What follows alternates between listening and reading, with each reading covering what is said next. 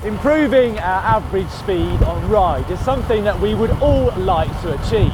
And actually it's something which we all can achieve, either by working harder or changing our equipment or improving our technique, or actually all of the above put together. Yeah, whichever way you go about it, there should be a tip for you in this video. So here are our top 10 ways to improve your average speed, one of which actually includes making sure your entire ride is downhill, a bit like this one.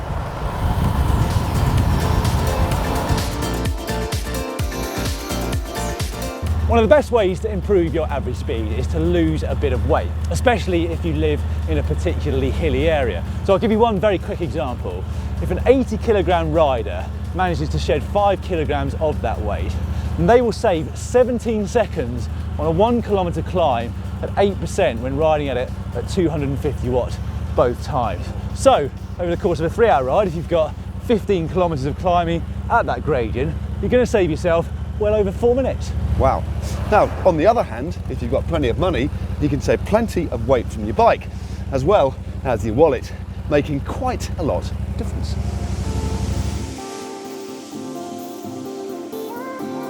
Whilst aerodynamics won't save you much on the climbs, it'll save you a huge amount on flat and downhill sections.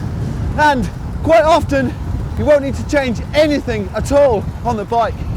Yeah, so research has shown that simply bending your elbows to about 90 degrees like this, so that your back is nice and flat with your head slightly lower and out of the wind, can give you a 14% power saving versus your more standard position upright like this. So think about your position all the time when you're out riding on the bike, and if you're not used to this position, just practice it for short periods at a time.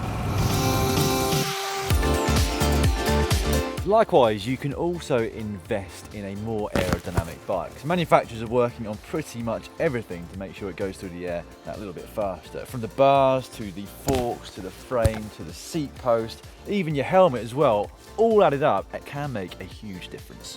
And similarly, you can change baggy clothing for something a bit more figure hugging, a little bit like what we've got on now, and that will see you sail through the air all the more efficiently. Raising your FTP should be at the forefront of your mind if you want to go faster, and by definition it means the maximum power you can sustain for around 1 hour in duration. And by increasing your FTP, it means you're going to pretty much be able to ride faster everywhere you go. Yeah, we've got a number of videos here on GCN which should help you in this regard, and you'll be able to find links to those in the description below this one. Our next suggestion is no doubt going to be extremely controversial, but there's also no doubt that mounting some aero bars onto your standard road bike will enable you to ride faster and have a higher average speed. They, after all, Matt, were the difference between winning and losing the Tour de France for Greg LeMond back in 1989. They certainly were, because they allow you to comfortably lower your torso whilst bringing your shoulders and forearms in line with your body and keeping them out of the wind, leading to significant improvements in speed for the same power. One of the least thought about components when it comes to going fast is rolling resistance. Now, there's actually a lot of difference between certain tyres and the way they roll at different speeds. Yeah, now believe it or not, this is a subject which we are yet to cover here on GCN.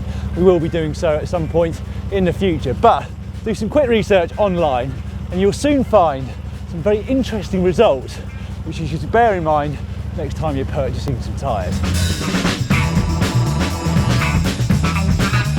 Another little thought about component in terms of speed on a bike is momentum. So let's take another example. If you've got 120 corners in total on your ride and you're half a second slower around each one, then you're going to lose a minute, which is a significant amount. But it's not just that. It's also the fact that if you go slower around the corner, you're going to have less speed on the exit, therefore less momentum, and that too will add up to significant amounts of time. Air resistance plays a huge part in determining our speed when out on a ride, hence our earlier recommendations to get more aero. But you could also try getting out of the wind. Yeah, so sheltering behind another rider will save you around about 30% in terms of power, and that number goes even higher if you're riding along in a large group. So going out in a small group, and sharing the workload on the front with the other people in that group will see your average speed soar for exactly the same effort.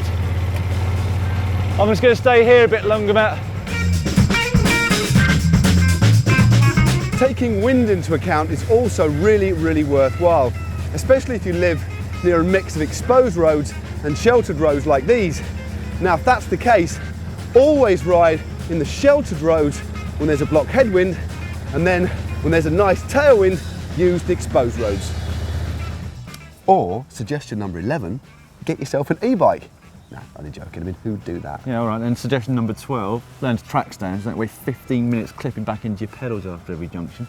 That's not very nice. Anyway, if some of these tips have worked for you, make sure to leave your comments down below. Yeah, and after you have done that, click just up there to see Matt and Si doing proper science and determine the effect of extra weight on your climbing. And down there for our tips on how to ride into a headwind. And just in this little box here, if you click in there, you can subscribe for free to GCN. And don't forget to like and share our vids as well. It's a bit slow. It was a bit slow, wasn't it? Yeah. Subscribe. We'll leave it in. We'll leave it in, all right. Been a long day.